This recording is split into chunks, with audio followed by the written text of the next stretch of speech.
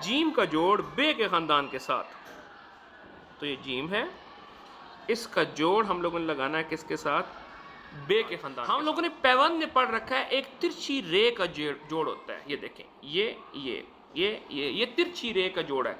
अब इस जोड़ को हम लोगों ने क्या करना है? इस्तेमाल करना है इस जीम और बे के जोड़ के अंदर, या इस पैबंद को इस्तेमाल करना है इस जोड़ के अंदर। तो देखें कैसे आएगा।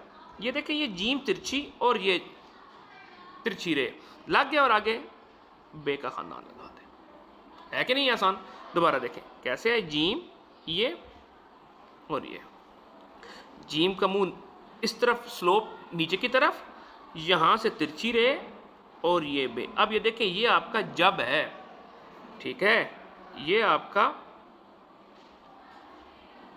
चुप है, ठीक, ये आपका हे और बी हुब, हुब्बे वतन, मुहिब